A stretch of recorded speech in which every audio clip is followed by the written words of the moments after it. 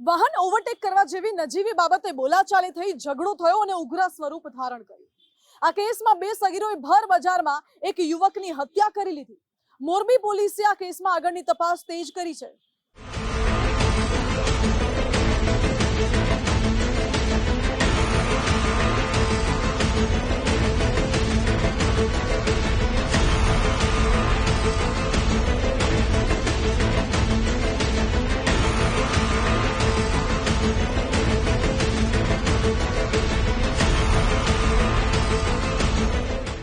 સૌરાષ્ટ્રના વેપારી મથક ગણાતા મોરબીમાં ગુનેગારોને જાણે પોલીસ કે કાયદાનો સહેજ પણ ડર નથી રહ્યો. મોરબીમાં મોટી સંખ્યામાં વાહનોની અવરજવર ધરાવતા મુખ્ય બજારમાં એક નિર્દોષ યુવાનને સામાન્ય બોલાચાલી બાદ રહેસી નાખવામાં આવ્યો. સરા જાહેર હત્યાકાંડને અંજામ આપનારા બે કિશોર માથાભારે પરિવારના છે. આ હત્યાકાંડને અંજામ આપનારા કુખ્યાત તત્વો ખુલ્લેઆમ ઘાતક હથિયારો સાથે ફરતા હતા. આ હત્યા કેસની વિગતો જોઈએ તો મૃતક જતીનભાઈ સોની રાજકોટથી બહેનને તેડીને પરિવારના અન્ય સભ્યો સાથે મોરબી પરત ફરી રહ્યા હતા અને આ સમયે મોરબીના શનાળા રોડ પર મૃતકની કાર અને બે કિશોરના ટુ વ્હીલર વચ્ચે ઓવરટેક કરવા મુદ્દે ઝઘડો થયો હતો. સામાન્ય બોલાચાલી બાદ બે સગીરો ઓચિંતા ઉશ્કેરાઈ ગયા અને મૃતક જતીનભાઈ સોનીને પકડીને આડેધડ છરીના ઘા ઝીંકી દીધા. આ મારામારીમાં ગંભીર ઈજાઓ થતા ઘાયલને સારવાર માટે હોસ્પિટલમાં દાખલ કરાયો, જ્યાં ફરજ પરના તબીબોએ થોડી સારવાર બાદ જતીન સોનીને મૃત જાહેર કર્યા. આ કરુણાકાંતિમાં 11 માસની દીકરીએ હંમેશા માટે પિતાની છત્રછાયા ગુમાવી દીધી.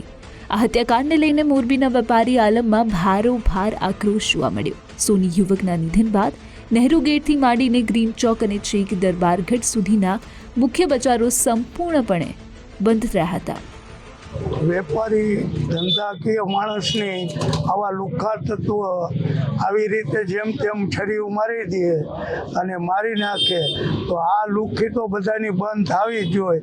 આજ આ વેપારી છે, કાલ બીજો છે, માટે ટોટલી આખી બજાર દરબારગઢથી નહેરુ ગેટ સ્વતંત્ર બંધ છે અને બીજા પણ ઘણા જોડાયેલા છે, ઘણી દુકાનો. કારણ કે વેપારીનું ખૂન થવાથી દરેક વેપારીને આ નડતર છે અને અમે પોલીસ પાસે એવી માંગણી કરી છે કે આને પકડી કડકમાં કડક સજા અને સુરતની જેમ વરઘોડો કાઢવો અને મોરબીની મેઇન બજારોમાં ફેરવો, જેથી કરીને આખી બજારોને ખબર પડે કે હવે આમાં કોઈ ગુનાહિત કરવું કે નહીં, એ બધા લુખ્ખાઓને ધ્યાનમાં આવે. મોરબી સિટી એ ડિવિઝન પોલીસે મૃતકના મોટા ભાઈની ફરિયાદને આધારે કુખ્યાત પરિવારના બે કિશોરો સામે હત્યાની ફરિયાદ નોંધી અને ગણતરીના કલાકોમાં જ બંને સગીરને ઝડપી પાડ્યા. આ ઉપરાંત હત્યા સમયે ઉપયોગમાં લેવાયેલું ધારદાર હથિયાર અને વાહન પણ જપ્ત કરવામાં આવ્યું છે. આ બંને મોટરસાયકલથી આવતા હતા અને હોર્ન મારીને ઓવરટેક કરવા બાબતે બેની બોલાચાલી થઈ. પછી રંગોલી આઈસ્ક્રીમ પાસે આ કામીના કાયદાના સંરક્ષણ કિશોર દ્વારા છરીનો ઘા મારી અને એક ગંભીર ઈજા એક ઘા લાગેલો ને બીજા અન્ય 2 ઘા લાગેલા, એમાં એનું મૃત્યુ નિપજે.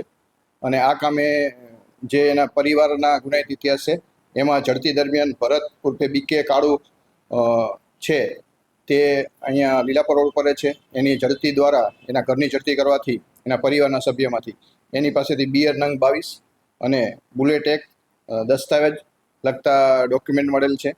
એની ઊંડાણપૂર્વક એ ડિવિઝનના પીએસઆઈ તપાસ કરી રહ્યા છે અને આ મર્ડર છે એને લગતા પણ અગત્યના પુરાવા, સીસીટીવી સર્વેલન્સ, હ્યુમન ઇન્ટેલિજન્સ અને જરૂરી તપાસ RS પટેલ ચલાવી રહ્યા છે. મૃતકના પરિવારના અન્ય સભ્યોની નજર સામે જ ખૂની ખેલ ખેલાયો હતો. આ હત્યાકાંડની ઘટના બાદ મૃતકના સ્વજનો રડી રડીને બેહાલ થઈ ગયા છે. મૃતકના પરિવારજનોએ માથાભારે આરોપીઓનું મોરબીના મુખ્ય બજારમાં સરઘસ કાઢીને કાયદાનું ભાન કરાવવાની અપીલ કરી.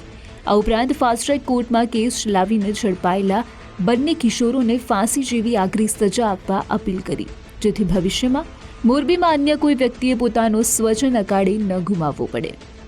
આ બાબતે અમે અવારનવાર વાહન ચેકિંગ રાખવામાં આવ્યું છે, જેમાં કાળા કાચની ગાડીઓ, 4 વ્હીલ મોટરસાયકલ લઈને ફરતા લોકોને ચેક કરી અને જુદા જુદા વિસ્તારમાં કોમ્બિંગ હાથ ધરી LCB, SOG અને અલગ અલગ ટીમોથી વારંવાર આ બાબતે કોમ્બિંગથી ચેકિંગ કરવામાં આવે છે અને કાયદેસરની કાર્યવાહી કરવામાં આવે છે.